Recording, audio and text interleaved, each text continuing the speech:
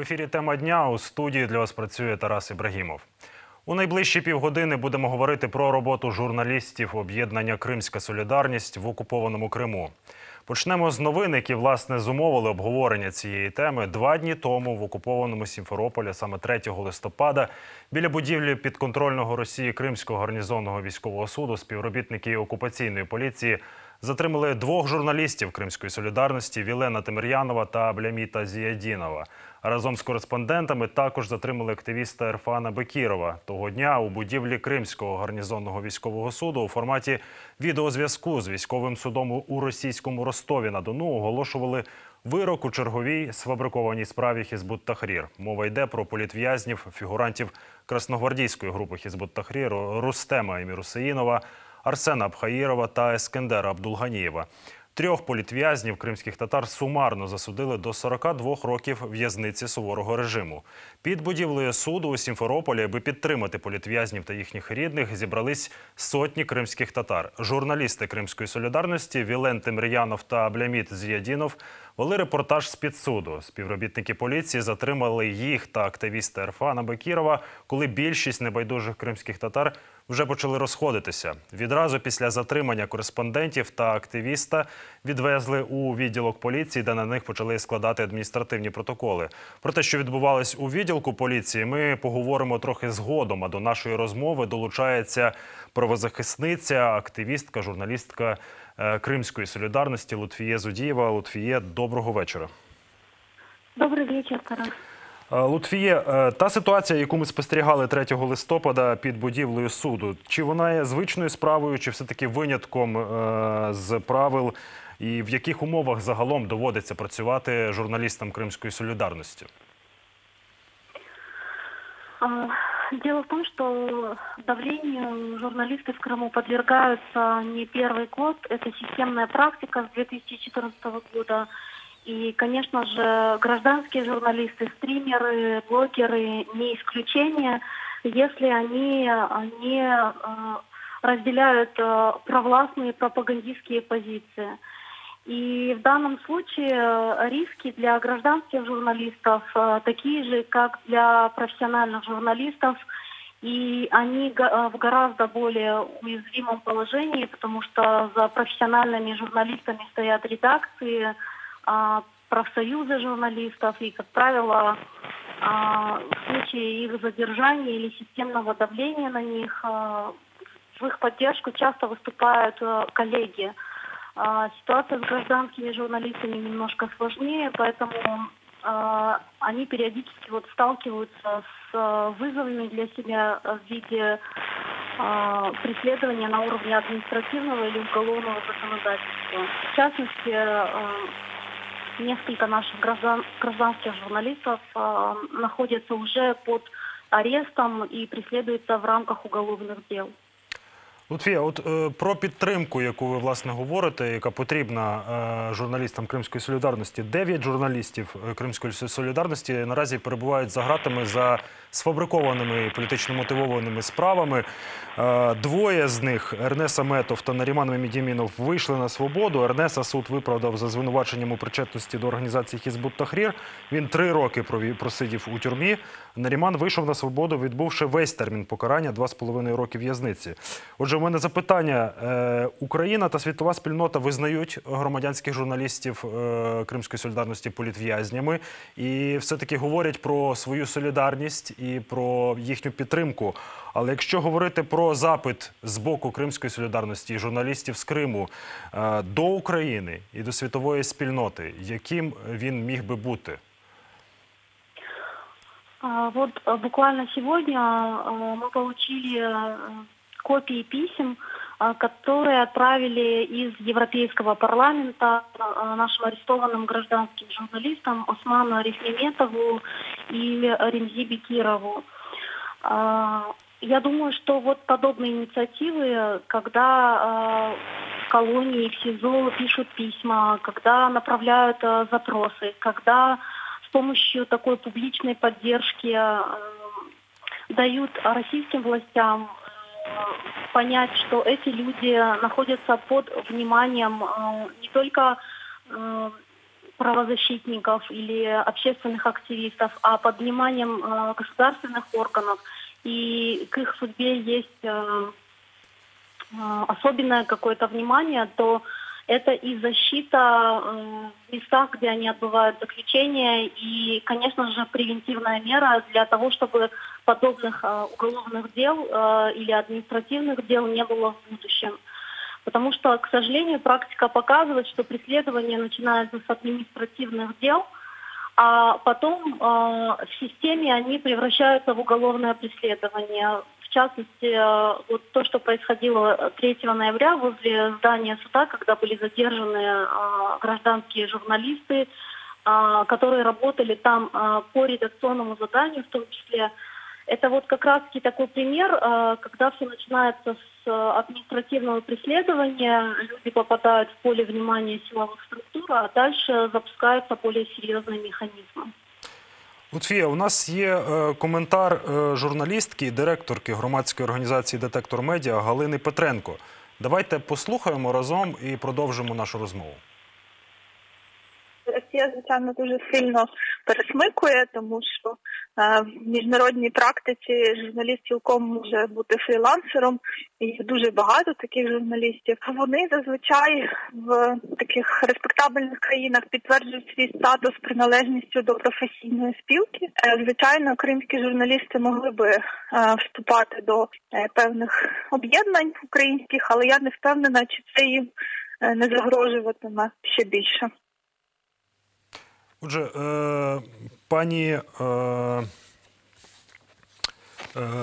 пані Галина Петренко говорить про те, що міжнародна спільнота в тому числі може здійснювати допомогу громадянським журналістам з Криму, тобто вони можуть вступати в якісь міжнародні асоціації журналістські, чи вам такі от запити з боку міжнародних організацій поступали до вас, чи ні? Со стороны международных организаций были заявления уже после ареста гражданских журналистов. Мы благодарны за реакцию и за мониторинг, который они осуществляют. В частности, за судьбой Усмана Арихмеметова, Ремзи Бекирова, Рустема Шейхалиева, Сервера Мустафаева и других наших журналистов. И, конечно же, вот такое признание их работы, оно не только имеет какую-то на эмоциональном человеческом уровне роль для ребят, когда они действительно радуются, что их работа не осталась без внимания. Оно имеет вот правозащитную в данном случае функцию, потому что это играет существенную роль и для органов судебной власти, которые рассматривают данные уголовные дела, и у них появляется повод задуматься над тем, насколько правомерно данное преследование. И в том числе в местах, где они отбывают наказание. Нариман Мехиминов, который буквально недавно освободился с колонии в Ростовской области, он как раз-таки рассказывал, что администрация просто поражала количество писем, которые приходят в колонию, причем от достаточно серьезных структур, и это давало определенный иммунитет ему в месте, где он отбывал наказание. Лутфія, у нас є ще коментар Галини Петренко. Ми також у неї, директорки «Детектора Медіа», ми також у неї спитали, чи західні журналісти і взагалі західна спільнота сприймає журналістів в Криму, зокрема журналістів Кримської солідарності, як рівних собі і професійних репортерів. Давайте послухаємо. Це залежить насправді від того, чим займається людина. Але якщо вона більшу частину часу займається журналістикою і хоча б 60% своїх грошей заробляє від журналістики, то їх розглядають абсолютно як рівноцінних, як тих, що є в штаті журналістів. Абсолютно ніхто їх не понижує в правах. Тренд такий, що навпаки одинаки і блогери, якщо вони хочуть дотримуватися стандартів, не маніпулювати, то тренд такий, щоб їх прирівнювати до тих, хто працюють постійно в редакціях. У мене останнє питання до вас, Лутфіє, буквально коротко. Чи відчуваєте ви і усвідомлюєте, що Кримська солідарність і журналісти Кримської солідарності фактично стали єдиним джерелом інформації, достовірної інформації з окупованого Криму, зокрема, про що стосується порушення прав людини? На самом деле мы все эти годы пытаемся сделать все, что зависит от нас для того, чтобы на Крым не опустился железный занавес, чтобы те нарушения прав человека, которые здесь происходят, и происходят не только с крымскими татарами, но и с украинцами, и в том числе с теми людьми, которые даже в какой-то степени провластную позицию раньше занимали. То есть мы работаем над тем, чтобы говорить о каждом случае и освещать эти события. Помимо нас, долгое время здесь работали коллеги из других редакций украинских. Периодически приезжают коллеги из международных изданий. Но, к сожалению, мы часто об этом говорим. В Крыму серьезно не хватает профессионально поставленной независимой журналистики. То есть сейчас в Крыму практически не осталось редакций, которые физически базировались здесь, которые бы имели свои корреспондентские пункты и из Крыма освещали ситуацию и показывали, что на самом деле происходит. Поэтому гражданские журналисты в какой-то степени пытаются компенсировать это. Але все ж таки, чи відчуваєте ви, що ви самі вже перетворилися на професійну редакцію? Таке останнє запитання, можливо, навіть в форматі відповіді закритої, так чи ні? Мы работаем над тем, чтобы достичь максимально профессиональных стандартов в своей работе. Спасибо. Дякую. Дякую, Лутфія Завдієва. З нами на зв'язку була правозахисниця, журналістка, представниця Кримської солідарності Лутфія Завдієва. Говоримо ми сьогодні про затримання двох журналістів Кримської солідарності Вілена Темир'янова та Абляміта Зіядінова разом з кореспондентами 3 листопада під будівлею суду у Сімферополі. Також затримали активіста Ерфана Бекірова.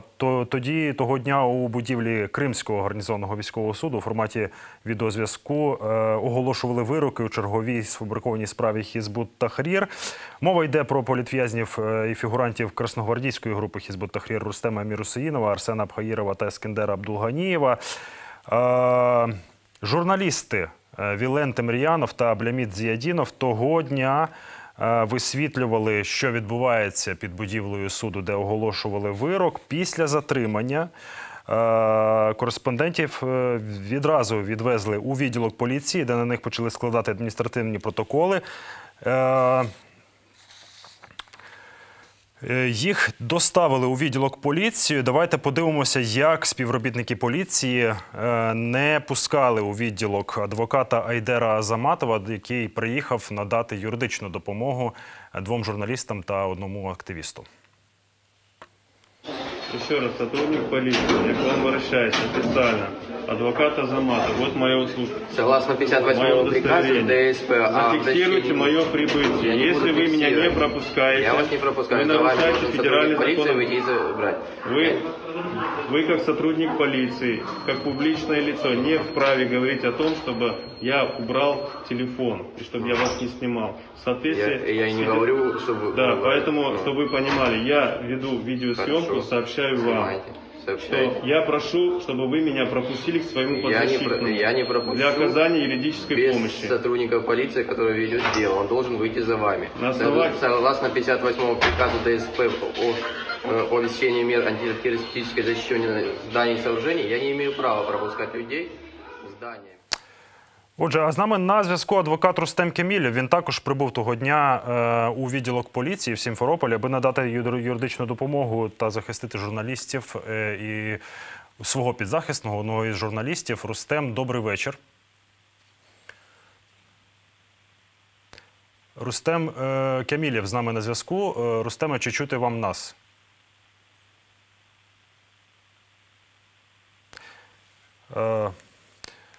Отже, немає нас все-таки на зв'язку адвоката Рустема Кемілєва. Я нагадаю, що ми говоримо сьогодні, обговорюємо роботу, те, в яких умовах доводиться працювати громадянським журналістам об'єднання «Кримська солідарність». Приводом до обговорення цієї теми стало затримання двох журналістів «Кримської солідарності» Вілена Темір'янова та Абляміта Зієдінова під будівлею суду у Криму 3 листопада, де оголошували вироки у черговій справі Хізбут-Тахрір, а саме щодо політв'язнів та фігурантів красногвардійської групи Хізбут-Тахрір Рустема Мірсоїнова, Арсена Абхаїрова та Ескендера Абдулганієва. І про ту підтримку, яку Україна може, ми сподіваємося, що ми все-таки налагодимо зв'язок з адвокатом Рустемом Кемілєвим, але почнемо говорити про ту підтримку, яку може надавати Україна і могла би надати Україна, яку надає, власне, журналістам, які працюють в умовах окупації Криму. З нами на прямому зв'язку голова Меджлісу кримськотатарського народу Рефат Чубаров. Пане Рефат, доброго вечора. Добрий вечір. Отже, говоримо про інцидент, про затримання, яке трапилося 3 листопада під будівлею гарнізонного суду у Сімферополі. Мова йде про затримання двох журналістів Кримської солідарності, активіста, одного із активістів, який прийшов того дня підтримати політв'язнів, фігурантів красногвардійської групи Хізбут-Тахрір. Про підтримку з боку України. Якою б вона мала би бути, якою вона є станом на сьогодні? Як би ви оцінили цю підтримку щодо журналістів, які продовжують працювати в окупованому Криму? Я думаю, Тарас, буде правильніше сказати, що мова йде про продовжуючи таке, знаєте, переслідування кримських татар і безкінечні судові засідання. І якщо ми говоримо про ту ситуацію, яка сталася з затриманням журналістів Кримської солідарності, то хоча б маємо нагадати події з 3 листопада або з 2 листопада на 3 листопада вночі, коли 3 листопада в Ростові відбувалося судове засідання, і 3 кримських татар, так ви про них розказували, і Рустем Мірсоїнов, і Арсен Абхаїров, і Ескендер Абдулганієв отримали 17, 13, 12 років. 200 кримських татар. 200 кримських татар поїхали з Криму для того, щоб біля судового приміщення в Ростові, це вже в Росії, підтримати своїх співвітчизників, але окупанти їх не випустили з Криму, і тоді вони цю підтримку продемонстрували біля військового суду вже в окупованому Симферополі. І там зрозуміло, що окупанти не могли залишити без будь-якої реакції, і вони затримали журналістів. Я намагаюсь відповісти на ваше запитання. Так, Київ, міжнародні організації, вони здійснюють ті кроки, які можливі в цій ситуації. Є відповідні заяви. Я думаю, що скоро, не хочу передугадувати, можливо, через тиждень взагалі буде відповідна заява Європарламенту щодо ситуації в Криму, з становищем кримсько-татарського народу, з правами людини. Але знову і знову повторюю, і здається, я вам це говорив в одній із інших передач, поки продовжуватиметься і поки триває там на нашій території російська окупація, цей генератор, який щоденно продукує нові злочини проти кримських татар, етнічних українців, переслідування громадян України, цей генератор, він буде далі працювати. Треба для того, щоб нам кардинально допомогти людям, треба деокупувати Крим. Немало, але і не більше. Дякуємо, Рефат Ага. І до нашої розмови долучається Рустем Кемілєв, адвокат одного із журналістів, якого затримали 3 листопада під будівлею суду. Рустем, добрий вечір. Чи чуєте ви нас? Да, добрий вечір. Рустеме, ми до того, як зв'язатися з вами, дивилися відео того, як не пускали у відділок поліції вашого колегу Айдера Азаматова. Розкажіть, будь ласка, що відбувалося того дня у відділку поліції і що інкримінують журналістам, яких того дня затримали? Ну, в отдел полиции я попал раньше Айдера Азаматова в силу того, что после оглашения приговора так называемой группе Хизбут Тахрир, красногвардейская группа, мы перед зданием Крымского гарнизонного военного суда были задержаны 3 человека. Один из них был мой доверитель, это Тимирьянов Вилен Харидович, вот, и его полиция доставила в райотдел центральный РОВД. Мне пришлось проследовать туда. Когда я приехал, этих 3, это был Тимирьянов Вилен Харидович, Зиадинов Аблямид, это 2 журналиста, и Бекиров Эрфан. Вот. Меня не пускали также туда в течение где-то около часа. Я пытался пробиться, уже я начал кричать на проходной, чтобы ребята без адвокатов и без переводчиков никаких показаний, ничего не давали, ничего не подписывали. Но благо мы их консультировали по телефону. Вот. После этого я попал к своему доверителю, подзащитному Вилену, и начали составлять протоколы. Было составлено 2 протокола по статьям 20.2, часть 2, это Кодекс об административных правонарушениях, организация массового мероприятия, санкции которого предусмотрен арест, 10 суток, административный арест. И также был составлен протокол по статье 20.6.1. Это нарушение режима самоизоляции. То есть люди собрались, они не должны были собираться, если по-простому сказать. Вот. А вот Вилен участвовал в этом, и вот ему пытались вот эту вот статью, не пытались, а составили протокол по этой статье. После этого, где-то во второй половине дня подъехал Азаматов Айдер, он пытался тоже попасть к своему доверителю, его доверителем Бекиров Эрфан, это активист, который прийшов к зданию суда. Рустеме, я перепрошую, в нас залишається буквально кілька секунд до ефіру. Отже, маємо що? Інкримінують адміністративне правопорушення журналістам Кримської солідарності. Говорили ми сьогодні про те, що затримують журналістів, здійснюють систематичний тиск на журналістів Кримської солідарності. І, власне, про те, як Україна могла би допомогти, чи і допомагає, власне, журналістам Кримської солідарності, які продовжують працювати в окупованому Криму і є фактично єдиним джерелом достовірної інформації, принаймні у сфері прав людини, порушення прав людини – це єдине достовірне джерело інформації з окупованого Криму. Це була тема дня. В студії для вас працював Тарас Ібрагімов.